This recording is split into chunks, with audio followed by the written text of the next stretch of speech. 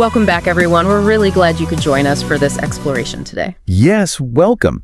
Today we're diving into a really core lesson. Touches on something so deeply human. It's all about understanding who we truly are underneath all the layers, and importantly, letting go of that heavy weight of self-condemnation. That voice in the head. Yeah, exactly. Let me read today's lesson. Please do. My Father knows my holiness. Shall I deny his knowledge and believe in what his knowledge makes impossible? Shall I accept as true what he proclaims as false? Or shall I take his word for what I am, since he is my creator and the one who knows the true condition of his son? Father, I was mistaken in myself because I failed to realize the source from which I came. I have not left that source to enter in a body and to die. My holiness remains a part of me as I am part of you, and my mistakes about myself are dreams. I let them go today, and I stand ready to receive your word alone for what I really am. You know, reading that again, it just takes me back. For years, I was definitely my own biggest critic, no question. I think most of us can relate to that. Oh, absolutely. I remember this one time early in my career, I made this tiny mistake at work, a scheduling thing, totally minor, easily fixed. Yeah. But I obsessed over it. I mean, weeks I spent beating myself up, just replaying it, telling myself, you're so incompetent, so careless, you can't handle this. Oh, wow. For weeks, like background noise of self-attack over something so small. The feeling, that self-punishment, it was way worse than the actual mistake. That is such a common experience, isn't it? That inner critic just jumps on any little thing. Any little thing. And it doesn't seem to matter how big or small the offense is. Forgetting milk at the store can trigger the same level of internal harshness as a major life fumble sometimes. Right. Disproportionate is the word. It just amplifies every perceived flaw. So this lesson, what's the core message here? I think it boils down to a choice, a really fundamental choice about our identity. Right, how we see ourselves? Exactly. Where are we placing our trust? Are we believing the critical one? Or are we willing to entertain a much more loving one? Yes. The lesson puts these two side by side, doesn't it? On one hand, our own judgment, our condemnation, which usually comes from fear, right? From feeling lacking. Mm-hmm. The not enough story, the I failed story, the I'm broken story. And on the other hand, the Course offers this perspective, God's knowledge of us. Unconditional, unchanging, knowing our holiness, our perfection, regardless of what we think we did or didn't do. When you see it laid out like that, the choice seems obvious, doesn't it? One path leads to peace, the other, not so much. It's almost startlingly simple. And the core insight, the real game changer for me, is realizing if God is our creator, our source, then God must know our true nature better than we do. So the big question it poses, the one that can feel a bit challenging, is why do we trust our own assessments, these harsh, limited, fear-based, painful judgments about ourselves? Why trust that over the divine perspective, the loving perspective? It seems illogical, but it's the habit, isn't it? The default setting for so many. Exactly. And the lesson points out why we do this. It says our negative self-views come from a misunderstanding, an error in thinking. Not a sin in the old sense, but a mistake. Yeah. A misidentification. Yes. The belief that we are these bodies, just physical beings, subject to sickness, aging, death. That's the core mistake. Believing we're limited, finite. When the truth is that we're eternal spiritual beings. We never actually left our source. Our holiness, our true essence is untouched by anything that happens here in this dream. Untouched by mistakes, by perceived flaws. We aren't our bodies. We aren't our mistakes. We remain as God created us. Which brings up that paradox we talked about. If self-condemnation feels so bad, why do we keep doing it? There must be some payoff, right? Some hidden benefit the ego thinks it's getting. That is the million-dollar question, isn't it? Why cling to the pain? Psychologically or maybe spiritually, there are reasons, even if they're ultimately illusions. Right, the ego finds uses for it. One big one is a weird sense of control. If I point out my flaws first, if I judge myself before anyone else can. You beat them to it. Exactly. You manage the narrative. You protect yourself, or you think you do, from external judgment. It's like saying, I know I misspelled a few words. I'm stupid, haha. Right, you sort of neutralize the criticism by owning it first, even if it hurts. It's a defense mechanism. Yeah. A preemptive strike against anticipated pain. The ego thinks it's averting something worse. And then there's the familiarity factor. It just becomes who you think you are. Oh, definitely. That inner critic can be such a constant companion. We don't know who we'd be without it. Letting it go feels scary, like losing a part of yourself, even a painful part. Precisely. The ego often prefers the known misery to the unknown freedom. There's a weird safety in knowing how bad you are. No surprises. Yeah, that makes a strange kind of sense. True self-acceptance can feel like stepping off a cliff. And there's another layer too. Sometimes self-condemnation can feel virtuous, responsible. Like you're proving you have high standards, or you're taking accountability really seriously. Oh, I see. Like, I'm tough on myself, therefore I'm diligent, or I'm morally aware. Yes.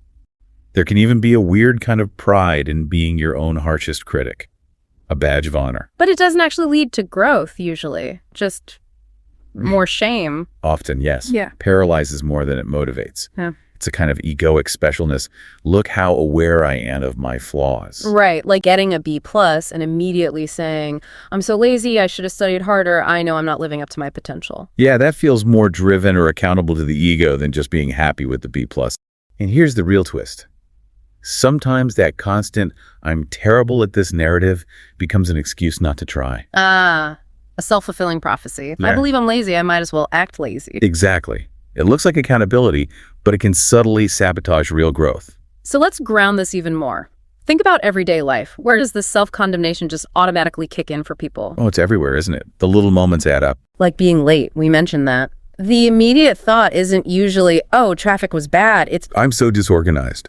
I'm inconsiderate. Why can't I get it together? or forgetting someone's name. Happens to everyone, but the inner voice says, I'm terrible with people. I'm rude. Socially inept. it immediately makes it about me and my fundamental flaws, not just a simple slip-up. Totally. Or food. Yeah. Eating something you feel you shouldn't. The thoughts that follow. No willpower.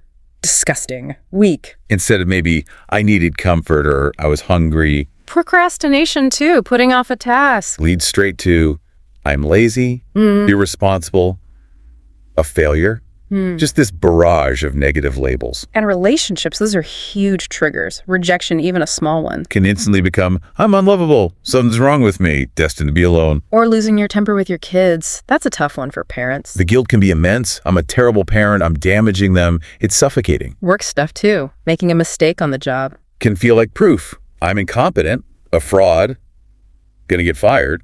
Or not getting a promotion. That stings. And the thought becomes, I'm a failure. I'll never amount to anything. It just erodes your confidence. And then the really big life challenges. Relationship endings. I ruin everything. Incapable of love, Addiction struggles. weak, broken beyond repair, irredeemable. So much shame attached. Financial difficulties. Complete failure as an adult. Can't manage anything. In every single one of those examples, the self-condemnation feels almost justified in a moment, like the right response. It does. It feels like taking it seriously. But the Course is saying that this very pattern blocks what we actually need. Which is, Clear thinking, Yeah. self-compassion, the space to actually learn and grow and heal. instead, it locks us in punishment. A self-imposed prison. So the million-dollar question, part 2. What does the alternative look like? How do we actually live this, accepting no self-condemnation? Okay, this is where the real shift happens. Let's revisit those scenarios. Being late. Instead of, I'm disorganized. It becomes, okay, I'm running late. Things happen. I'll apologize sincerely and adjust for next time. The end. No drama. No story about my inherent flaws, just what's happening. Exactly. Forgetting a name. Instead of, I'm terrible with people. Oops, my mind blanked. Common human thing. Can you remind me? Gentle, no self-attack. Overeating. Instead of, I'm disgusting. It's an inquiry. I was seeking comfort. What do I truly need right now? Rest, connection, kindness, Compassionate curiosity instead of judgment. I like that. romantic rejection. We weren't the right fit. That says nothing about my worth. It's just information about compatibility. A work mistake. This shows me what needs adjustment or where I need more information. It's data for learning, not a verdict on my value. Addiction struggles. This is a complex condition I'm navigating. Yeah. I deserve compassion and support. My worth is untouched by this struggle. It actually fuels my desire for healing. So the whole shift is from identifying with the flaw I am flawed to. Recognizing I am a human being navigating challenges. I am learning. I am whole underneath it all, just as God created me. But you mentioned the Course takes us even deeper. Yeah. beyond just positive reframing, Yes, into the non-dual perspective. which is central to the Course, the idea that we aren't separate selves. Right. And self-condemnation, ironically, makes the self incredibly important. It keeps the focus intensely on me and my perceived flaws or failures. Even though it feels like diminishing the self, it's actually reinforcing it, giving it center stage. Exactly. The ego loves attention, positive or negative. As long as it's the star, the uniquely flawed one, the biggest sinner, the special victim, it feels real. So when we condemn ourselves, we're essentially saying, I am so significant that my flaws, mistakes, and failures deserve intense focus and judgment. Pretty much. We're pouring energy into the illusion of a separate, flawed self. The ego stays central, just wearing a mask of guilt or inadequacy. And it creates all these separations, doesn't it? Me versus my true nature. Me versus others. Me versus God. Me versus my own actions, even. It requires a whole cast. The judge to the guilty party, the executioner. All playing roles in this drama of separation directed by the ego. But from that non-dual view, if there's only one reality, one consciousness. Then who is condemning whom? Exactly. If there's no truly separate self, there's no one to be guilty and no one separate to condemn, the whole structure collapses. Guilt itself becomes an impossibility, an illusion. Now, this might touch on something sensitive for listeners from, say, traditional Christian backgrounds. Yeah, And we approach this with deep respect for all paths. absolutely. There's immense beauty and love there. But sometimes, certain interpretations, and it really varies, can unintentionally feed these patterns of condemnation. Right. If the focus stays too much on our unworthiness, our sinfulness, our separation, Rather than on God's unconditional love, our inherent divine nature as part of the sonship. it can create this internal conflict. Am I wonderfully made or am I inherently flawed? And often, that tension resolves towards guilt and self-condemnation, keeping us from the peace that's offered. It's like holding two contradictory ideas, and fear makes the negative one feel more real. What's fascinating, though, is how many Christian mystics throughout history seem to arrive at very Course-like insights. Yes, people like Julian of Norwich, talking about God's unwavering love, all shall be well, or Thomas Merton on unity consciousness. They saw beyond interpretations to that deeper reality of oneness and acceptance, recognizing that forgiveness means seeing no separation. And this isn't just about self-condemnation, is it? The Course is equally clear about condemning others. Oh, yeah. We are often much quicker to judge others, aren't we? It's almost reflexive, and often what we judge out there is just a projection of what we haven't forgiven in here. Oh, 100%. And society almost encourages it. It really does. Gossip, political attacks, social media shaming. Categorizing people constantly. Good, bad, us, them. In-group, out-group. We do it automatically, making fun of people, holding grudges, judging strangers. Prejudices we don't even examine. And institutions can reinforce this too, setting up frameworks of who's in and who's out, who's worthy. Creating these collective agreements about who deserves condemnation. But the Course offers that radical shift. If we are all one, part of the sonship, Then condemning others is literally condemning ourselves. there's no separation. The judge and the judge are the same consciousness. Pointing a finger out there points right back here. Judgment becomes impossible in truth. And the flip side is just as true and so freeing. When you extend forgiveness, when you see innocence in another. You're recognizing your own innocence in the same instant. It's one movement, one act of healing that dissolves the illusion of separation. So responding from that non-dual place changes the question. It's not, how do I handle this? It's more like, what is this movement within consciousness? What's being experienced right now? Detached observation. Yes. Being late isn't, am I failed? It's just lateness. Apologies arise naturally. No story. The focus shifts from who did it to what is occurring. And mental health struggles aren't, I'm broken. They're seen as difficult thoughts and feelings arising in consciousness. Requiring compassionate attention, not a personal verdict of failure. That's the profound shift.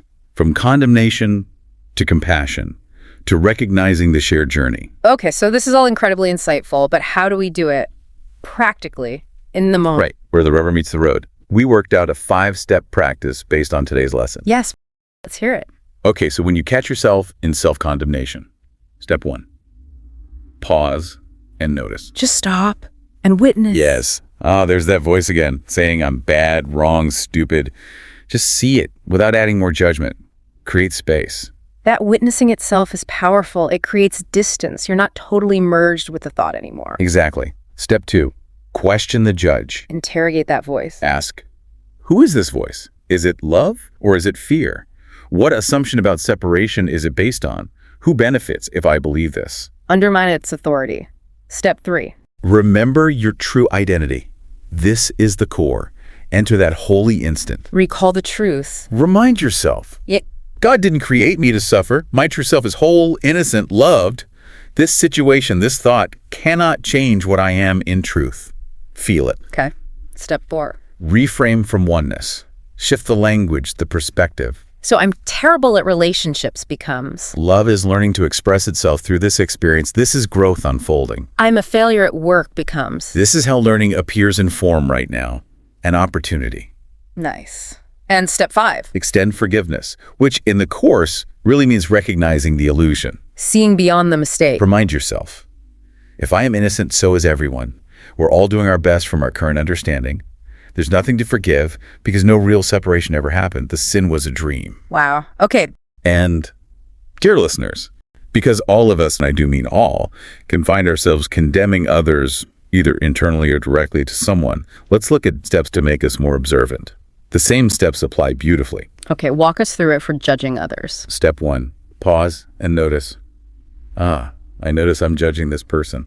Or there's that voice saying, you're wrong, Ed, stupid. Just see it. Step 2, question the judge. Who is this voice in me that's so sure about them? Is it love or fear speaking? Disidentify from it. Step 3, remember true identity for both of you. Our true selves are whole, innocent, loved. They are that self too, maybe just lost in the dream, like me sometimes. We are the same. Step 4, reframe. This is key for shifting perception. So they're so selfish becomes. This person is expressing a call for love, maybe in a distorted way. They're ignorant becomes. We're all learning from where we are, compassion for their journey. They're the problem becomes. This is how healing is showing up in our shared consciousness. We're both in this. Beautiful. And step 5, extend forgiveness. Which again means seeing the truth. If they're innocent, so am I. No separation. We're doing our best. I choose to see their innocence, which is mine too. And as you said, as we've learned over and over from the Course, there's no real difference between self-condemnation and condemnation of others. Both are attacks on the sonship. They come from the same illusion of separation. Attacking any part is attacking the whole self. I find daily mantras really helpful too. Just short phrases to keep this front and center. What do you say? Give us some examples. In the morning, maybe set the intention. Today, I will not condemn what God has blessed. Oh, I like that. Sets the whole day's tone. If self-condemnation pops up during the day, this thought is not true. I am as God created me. A quick reset. Just a gentle reminder. And in the evening, maybe a compassionate reflection. I forgive myself for forgetting my holiness today. Acknowledging the journey without judgment. Those are great, practical anchors. And let's always remember the ultimate recognition from the Course. I am not a body. I am free, for I am still as God created me. Yes, indeed. That statement is liberation itself. It really is. You know, engaging with this, really trying to practice it, it takes willingness. It takes courage. Letting go of judgment, especially self-judgment, can feel like undoing lifetimes of habit. So we just want to acknowledge you listening right now for being on this journey, for doing this work. It's not always easy, but it's the path to real peace. Absolutely. And just to recap today's exploration, it's fundamentally about choosing love over fear, holiness over condemnation, unity over separation. It's about remembering who you truly are. Remembering your inherent innocence and seeing it in everyone else too, aligning your mind with God's knowledge of you. So maybe take a moment later today to reflect. What really resonated? Was it a specific example, the 5 steps, the non-dual perspective? And your reflections are part of this shared learning. We appreciate you being here. We really do. And maybe try this as a little exercise today. The next time that judging voice pipes up about you or someone else, just pause and gently tell yourself, silently, this isn't the truth. This is the dream of separation. I choose love instead. See what happens. Even a small shift in perception can bring immense peace. We look forward to exploring tomorrow's lesson with you as we continue our journey through the Course Workbook. Until then, be gentle with yourselves. Remember your holiness. Remember you are loved.